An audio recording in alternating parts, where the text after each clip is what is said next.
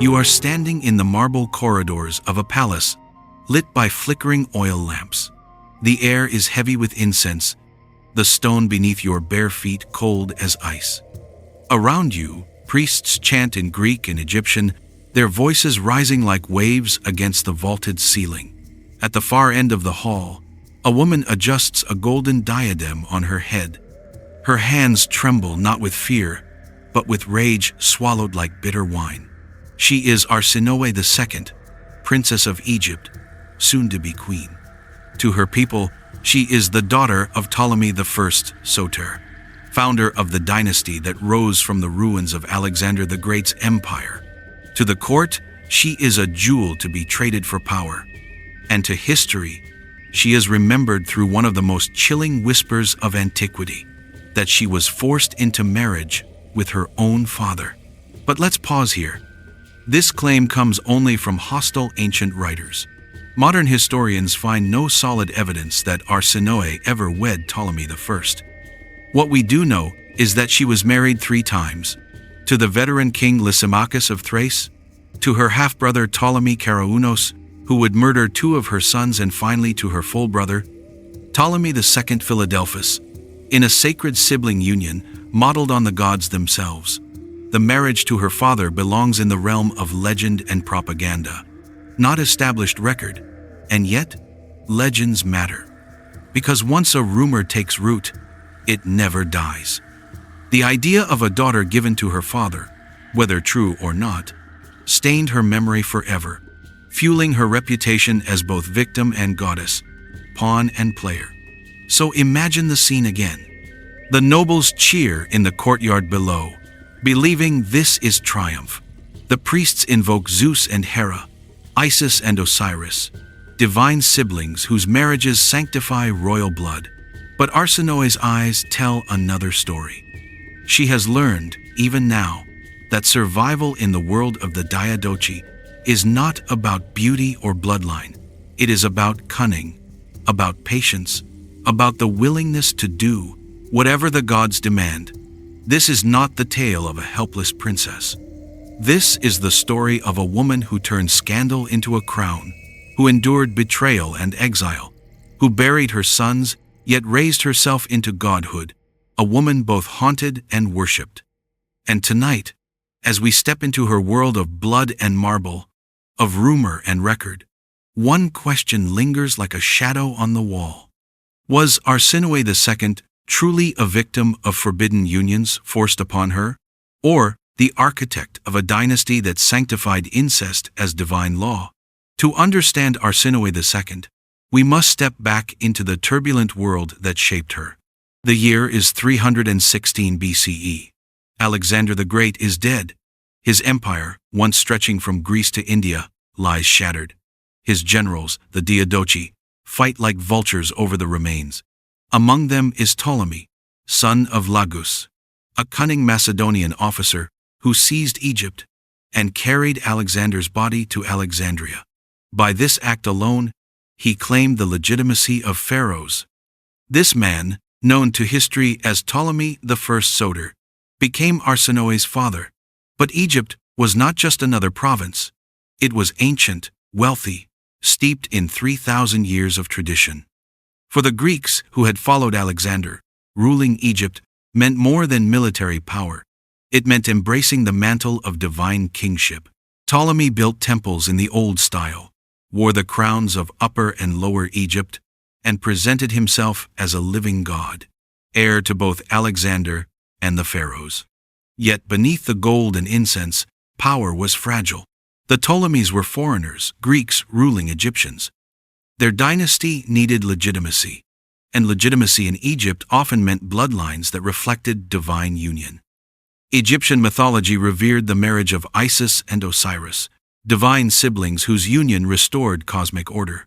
The Ptolemies revived this tradition, twisting it into politics. To them, incest was not scandalous, but a tool of survival, a way to keep power inside the family and claim divine sanction for their rule. Arsinoe was born into this world of contradictions. Her mother, Berenice I, was a woman of ambition who rose from obscurity to queenship. From her earliest days, Arsinoe's life was not her own. She grew up in Alexandria, a city that dazzled the ancient world. Imagine it: white marble colonnades, broad avenues thrumming with merchants from Greece, Egypt, Arabia, and India. In the harbor, ships unloaded silk, spices, ivory, papyrus. At its heart stood the great library, a beacon of knowledge where philosophers, mathematicians, and poets gathered. The Pharaoh's lighthouse, soon to be one of the seven wonders, guided sailors across the Mediterranean. Alexandria was brilliance and wealth incarnate. But it was also a city of intrigue, where scholars debated under lamplight, while assassins plotted in the shadows. This was the stage of Arsinoe's childhood, splendor laced with danger. At the palace, she learned Greek philosophy, the art of rhetoric, and the rituals of Egyptian religion. She spoke Greek at court, but from servants she picked up Egyptian words, absorbing two worlds at once. She watched priests in temple precincts perform rituals older than the pyramids. She listened to stories of goddesses who ruled beside gods. Even as a girl, she must have understood. In Egypt, queens could be more than wives. They could be divine. But the world outside Alexandria was chaos. The Diadochi Wars raged. Armies clashed from Macedonia to Asia Minor, carving new kingdoms out of Alexander's corpse. Every year, alliances shifted like sand in the desert wind. Lysimachus of Thrace, Seleucus of Babylon, Antigonus of Asia Minor, all were rivals, all were predators. Egypt, though rich, could not stand alone forever. And this is where dynastic marriage entered the game. To secure borders, Ptolemy I gave daughters as pawns in treaties. To seal alliances, he offered them as brides. Arsinoe was one of them. At 15, she was married to Lysimachus, a man nearly 4 decades older, a veteran scarred from Alexander's campaigns. To the court, it was strategy. To Arsinoe, it was the beginning of a life where every bond, father, brother, husband, was political before it was personal. This was the brutal truth of her era. In the Hellenistic world, daughters were not simply children, they were currency.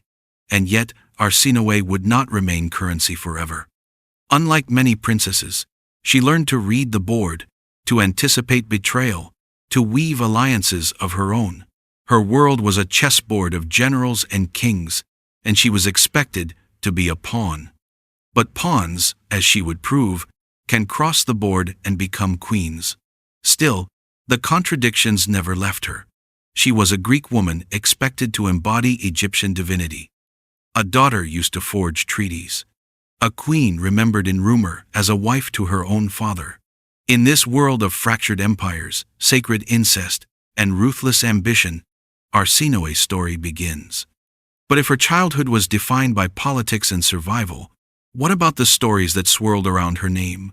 The whispers of scandal, the legends that blurred the line between record and propaganda. Step into the world of rumor, where history blurs into whispers. Arsinoe II's life was already extraordinary. 3 royal marriages, power across kingdoms, and eventual deification. But the stories told about her were often darker than the record itself. The father-daughter rumor. The most shocking legend claims that Arsinoe was forced to marry her own father, Ptolemy I. Roman and Greek writers, always eager to paint the Ptolemies as corrupt, repeated this tale as evidence of dynastic decadence. But here we must be careful. Disclaimer: no reliable Egyptian or contemporary source confirms such a marriage. Modern historians consider it propaganda or misunderstanding, possibly confusing Arsinoe's later sibling marriage with her brother Ptolemy II. Yet the rumor persisted for centuries, because nothing stains memory more permanently than scandal. For enemies of the dynasty, the story was too powerful to ignore. A daughter wedded to her father symbolized unnatural power, a dynasty that had crossed every boundary. Whether true or not, the rumor became part of Arsinoe's legend. Marriage to Keraounos. What is recorded is equally chilling. After the death of her first husband, Lysimachus, Arsinoe married her half-brother, Ptolemy Keraounos, nicknamed the Thunderbolt. He promised safety for her 3 sons. Instead, he murdered 2 of them to secure his claim to Macedonia. Arsinoe barely escaped with her life, fleeing to the island of Samothrace. Ancient writers fixated on this episode, but their portrayals differ. Some cast her as a tragic mother, betrayed and broken. Others painted her as calculating, suggesting she knew the risks but accepted the marriage to preserve power. Here again, she hovers between victim and strategist. The divine sibling union. Arsinoe's final marriage, to her full brother, Ptolemy II Philadelphus, was celebrated in temples across Egypt. Priests praised it as a reflection of Isis and Osiris, divine siblings whose union upheld cosmic order. To Greeks it was scandalous. To Egyptians it was sacred. Later poets leaned into this paradox. Some hymns praised her as Thea Philadelphus, the goddess reborn. Others hinted at revulsion marriage as sanctified incest. The legend of sibling love became the foundation of Ptolemaic identity, yet also the source of endless gossip outside Egypt. Arsinoe the sorceress? Another strand of rumor painted Arsinoe as a sorceress. Roman authors, fascinated by tales of dangerous queens, compared her to Medea the witch who killed her own children. The accusation likely arose from her stepson Agathocles' suspicious death during her time as Queen of Thrace. Was she behind it? Sources disagree. Some called her a mother protecting her own sons. Others accused her of poisoning a rival. The truth is unknowable. What matters is how quickly a powerful woman could be cast as unnatural witch, poisoner, corrupter of kings. These legends reveal as much about ancient misogyny as about Arsinoe herself. Why the rumors stuck? Why did these tales endure? Because Arsinoe embodied contradictions. She was Greek, yet Egyptian, victim, yet queen, mortal, yet divine. For Greeks, incest was a violation of nature. For Egyptians, it was divine law. For Romans, it was both fascinating and grotesque. Each culture reshaped her into a symbol of its fears and fascinations. Thus, Arsinoe II became less a woman than a canvas. On it, enemies painted decadence, priests painted divinity, and poets painted tragedy. The father-daughter rumor, though unsupported, became shorthand for the dynasty's excess. The stories of betrayal and blood became mythic echoes, shaping her legacy long after her death. A queen between legend and record. What we are left with is not certainty, but a haunting silhouette. Did Arsinoe truly embrace scandal as strategy? Or was she the victim of stories designed to control her memory? The answer may never be found. But perhaps that is why her legend endures. For where history is fractured, imagination rushes in, and Arsinoe's life, half record and half rumor, became the perfect breeding ground for myths that still unsettle us today. But if legends distort, what do the surviving records, coins, papyri, inscriptions actually reveal about her real power? If legend paints Arsinoe II in whispers of incest and sorcery, the record offers a firmer, though still fractured, portrait. Through coins, papyri, inscriptions, and the testimony of ancient historians, we glimpse the contours of her true life. Coins, portraits of power. Numismatic evidence speaks most clearly. Silver tetradrachms minted under Ptolemy II. Philadelphus bear Arsinoe's image crowned with a diadem. Some show her veiled like a goddess. Others depict her paired with her brother husband, their faces side by side as divine rulers. Coins were not neutral art, they were propaganda. By stamping her portrait across the Mediterranean, the Ptolemies proclaimed that Arsinoe was not just a consort, but a co-ruler. Her image became currency, her authority etched into silver that passed through countless hands. Unlike rumor, this evidence cannot be dismissed. Arsinoe wielded real power, broadcast through the empire's economy. Inscriptions, Thea Philadelphus stone. Inscriptions found in the Fayum region and along the Nile record, dedications to Arsinoe as Thea Philadelphus, the sibling goddess. Temples were erected in her honor. where priests offered sacrifices as if to Isis or Aphrodite. One fragment describes her as she who brings victory by sea, suggesting her name was invoked in naval dedications. The inscriptions reveal two truths. First, Arsinoe was officially deified during her lifetime, unusual even in Egypt, where pharaohs often became divine only in death. Second, her cult was not symbolic but institutional, supported by priests, funded by the state, and integrated into the machinery of religion. Papyri, bureaucratic echoes. Papyrus fragments add a more mundane but no less revealing perspective. Administrative records from Egypt mention offerings to her cult and decrees issued in her name alongside Ptolemy II's. A striking papyrus lists her as a co-beneficiary in tax exemptions for temple lands, proof that her authority extended into fiscal policy. Other papyri tie her to maritime dedications, evidence that she may have influenced naval campaigns during the First Syrian War, 274-271 BCE. If so, she was not merely a figurehead, but an active participant in strategy. Ancient historians, fragment and bias, Greek and Roman writers, from Pausanias to Plutarch, left fragments about Arsinoe. Pausanias mentions a statue of her in Greece, suggesting her fame crossed the Mediterranean. Others allude to her marriages and cult, but here lies the challenge. Their accounts are colored by cultural bias. Greeks recoiled at sibling marriage, Romans mocked Ptolemaic decadence, while Egyptians sanctified the same practices. When Plutarch writes of her as ambitious, is it fact or Roman disdain for powerful women? When others call her divine, is it priestly devotion or political flattery? Thus, the historian must weigh not just what is said, but who is saying it, and why. The case of Agathocles. One of the most debated episodes involves the death of Agathocles, stepson of Arsinoe during her marriage to Lysimachus. Some sources accuse her of plotting his downfall to clear succession for her own sons. Others suggest Lysimachus himself acted out of fear. The evidence is contradictory, and no definitive record survives. What matters is perception. The accusation of poisoning clung to her reputation, reinforcing the sorceress archetype. But whether guilty or scapegoated, Arsinoe emerged as a survivor, her sons positioned as heirs until fate and Keraounos tore that dream apart. Conflicting interpretations.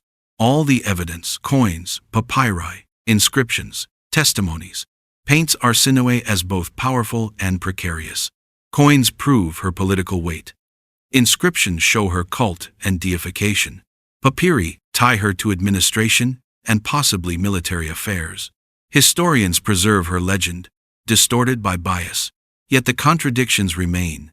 Was she a genuine partner in rule, or elevated by propaganda? Did she direct naval policy, or merely lend her name?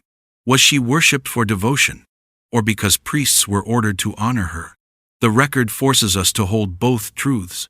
Arsinoe was both flesh and myth, both a political actor and a constructed icon. A woman remembered. What is undeniable is endurance. Unlike many queens forgotten once their reign ended, Arsinoe's name echoed long after her death. Her cult outlived her by centuries, integrated into Egyptian religious life. Her coins circulated long after she was gone. Her story traveled across borders, becoming both history and fable. The legend of marrying her father may have been slander. The sorceress accusations may have been exaggeration. But the stone, the silver, the papyrus, they tell us that Arsinoe was not erased. She was institutionalized, immortalized, and remembered as more than a pawn. Still, for every inscription, there are silences. For every coin, a missing tomb. For every papyrus, a lost archive. What we know is impressive, but what we do not know may be greater still. And it is in those silences that imagination creeps in. Where records fracture, legends grow. And around Arsinoe II, The gaps left enough space for rumors to become myth, for myth to become memory, and for memory to linger as haunting shadow. But beyond evidence and rumor lies something stranger. The phenomena, the unexplained events, the eerie echoes that made people believe Arsinoe's presence haunted the ancient world long after her death. Even with inscriptions and coins to anchor her story, Arsinoe II's life seems surrounded by shadows, strange events, unexplained signs, and stories that blurred the line between history and the supernatural. The curse of the dynasty. The Ptolemies were infamous for incest, intrigue, and sudden death. To later observers, it seemed as though their bloodline was cursed. In Arsinoe's lifetime, that reputation began. She lost 2 sons to the blade of her half-brother Ptolemy II. She fled courts where whispers of betrayal echoed louder than hymns. And every time disaster struck, plague, famine, Nile floods, that came too high or too low, priests and commoners alike connected it to her fate. A papyrus fragment describes unusual Nile flooding during her years of prominence, calling it a tearing of the earth. Was it natural variation? Almost certainly. But to the people of Egypt, the link was obvious. A queen whose marriages defied human law must have disturbed divine balance. The star in the sky. Later poets told of a star that appeared after her death. Greek sailors swore it was Arsinoe's soul, ascending to the heavens as a new constellation. Some identified it with Coma Berenices, which later became tied to her stepmother's legend. Others said it was a phantom star, a light that appeared only briefly over the Mediterranean. Superstition aside, the story reveals something important. Arsinoe's image was not confined to earth. She became celestial, her memory fixed in the sky. For ordinary sailors, seeing a new star meant guidance or warning. And when they whispered they could hear a woman's voice carried on the waves, the myth deepened. Uncanny survival. Arsinoe's repeated escapes fed belief in supernatural protection. She fled Thrace after Lysimachus's death. She survived Keraunos's betrayal in Macedonia, slipping out with her life when her sons could not. She found sanctuary on Samothrace, an island sacred to mystery cults said to guard the desperate. Later legends embroidered these escapes. Arrows that fell short, poison that lost its sting, assassins who turned away at the last moment. None can be proved. But their persistence shows how contemporaries struggled to explain her survival. Was she merely lucky, or did the gods shield her? Temple whispers. In the Fayum, archaeologists uncovered hymn fragments from temples dedicated to Arsinoe. Most praise her as goddess, but one damaged inscription is disturbing. It speaks of she who binds her blood to blood, and she who takes the father's hand as husband's hand. Whether this referred to her legend or was a later interpolation, we cannot know. Even more eerie are travel accounts from Roman Egypt centuries later. Visitors described hearing footsteps in deserted sanctuaries or seeing torchlight flicker in halls long abandoned. Perhaps imagination fed by crumbling ruins. Or perhaps something else. The silent tomb. Unlike Cleopatra, whose tomb is also lost, Arsinoe's burial is a complete mystery. Ancient sources disagree. Some say she was buried in Alexandria with honors. Others claim her body was hidden to prevent desecration. Archaeology has yielded nothing definitive. This absence creates unease. The Ptolemies built elaborate resting places, yet Arsinoe's remains are nowhere. To Egyptians, the lack of a proper tomb meant unrest for the soul. Little wonder later folklore described a wandering spirit, veiled in gold, haunting ruins near the Fayum. Without a tomb, a queen could not truly sleep. Phenomenon or projection? Historians today can explain much of this. Nile floods varied naturally. Stars appear and fade. Temples echo in ways that sound like footsteps. And yet, what matters is not whether the phenomena were real in a scientific sense, but how people perceived them. To Arsinoe's contemporaries, she was a liminal figure, Greek and Egyptian, mortal and divine, victim and ruler. Any strange event could be read through her. A queen who became a shadow. In the end, the unexplained phenomena surrounding Arsinoe reveal less about the cosmos than about human imagination. People needed her to be more than flesh. She became an omen, a constellation, a ghost, a goddess. She was remembered in torches that flared where none should burn, in stars that glowed where none should shine, in rivers that rose and fell with unnatural timing. And perhaps that is why her story lingers.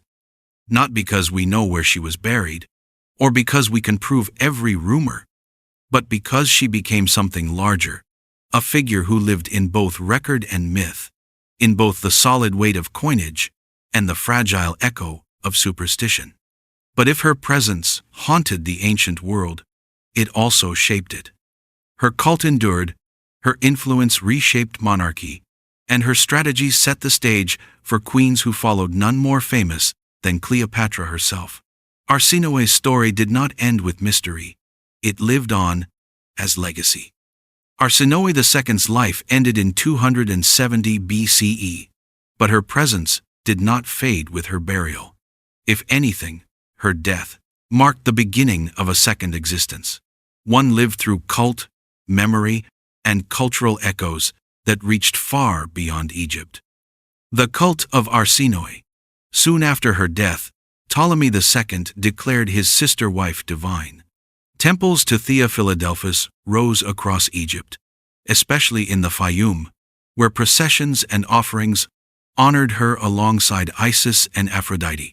Priests maintained altars in her name, festivals were dedicated to her, and statues depicted her as a goddess whose presence safeguarded fertility and victory. Unlike many queens who disappeared into the shadows of history, Arsinoe became a permanent feature of state religion. Her cult was woven into daily rituals. For fishermen casting nets, soldiers setting sail, or farmers awaiting the Nile's rise, prayers to Arsinoe became part of life. A model for future queens. Perhaps Arsinoe's most lasting legacy was the precedent she set. Her marriage to her brother, once shocking, became the norm. For generations, Ptolemaic rulers followed her model of sibling union, cloaking dynastic incest in divine legitimacy. What had once been scandal turned into sacred tradition. This template empowered later queens, especially Cleopatra VII, who echoed Arsinoe in blending Greek and Egyptian identity, presenting herself as Isis reborn and claiming co-rulership beside her brother husbands. Cleopatra's authority was possible because Arsinoe had already carved out space for queens to rule not just as consorts, but as divine partners. Cultural memory outside Egypt. Arsinoe's legend took different forms. Greek poets cast her as a star in the heavens, while Roman writers used her story to criticize Ptolemaic decadence. Renaissance scholars, rediscovering classical texts, debated whether she was victim or manipulator. To some, she embodied female resilience. To others, the perils of ambition. In modern times, Arsinoe continues to appear in historical novels, documentaries, and scholarly debates. She is cited in studies of gender and power, a case study in how women navigated patriarchal structures by turning weakness into influence. Her story speaks to themes that still resonate: survival, sacrifice, and the price of legitimacy. The astronomical echo. Even the night sky carries her trace. The constellation Coma Berenices, often linked to her stepmother, was sometimes remembered as Arsinoe's star, the celestial sign of a queen who transcended mortality. Whether sailors believed the star was hers or not, the association reveals how deeply her image penetrated cultural imagination. An enduring enigma. What makes Arsinoe's legacy powerful is not certainty but paradox. She is remembered as victim and goddess, pawn and queen. Her cult and coins show real influence. Her rumors show how easily power becomes scandal. Each retelling reshapes her, ensuring she never fades into obscurity. Even now, Arsinoe II invites us to ask, how do we remember women who ruled in worlds built by men? Do we see her as tragic or triumphant? As manipulated or manipulating? Perhaps the truth lies in the tension itself. And so, her influence endures in the cults that worshipped her, the dynasties that copied her, the skies that bore her star, and the modern stories that continue to resurrect her name. Arsinoe did not vanish. She became part of history's bloodstream, circulating across centuries, impossible to erase. But what, in the end, is her truest legacy? The scandals whispered in marble halls, or the divine crown carved into stone? The ruins of Alexandria lie hidden beneath centuries of stone and sea. The temples once filled with hymns to Arsinoe II have long crumbled. Her tomb has never been found, and yet her shadow remains.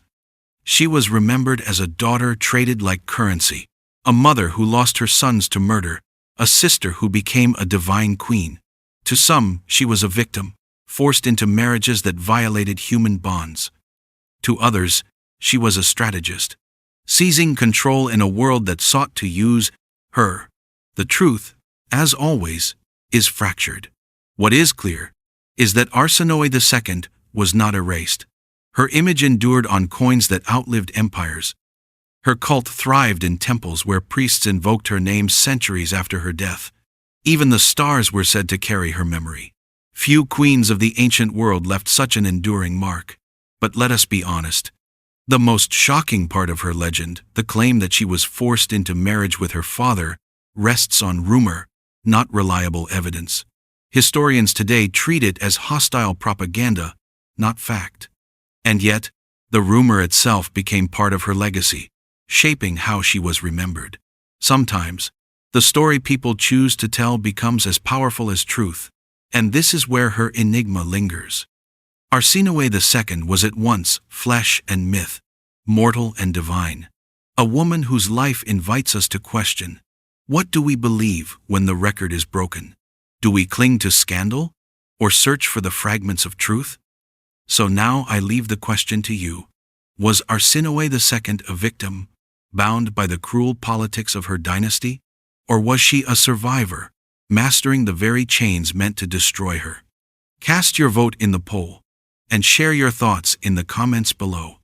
And if this story has unsettled you, if you want to uncover more of history's hidden truths, the betrayals, the mysteries, the forgotten voices, don't forget to like this video, subscribe to Hidden History Vault, and join us as we step into the shadows of the past, because history is never silent. It waits in ruins, in whispers, in the blood of forgotten queens.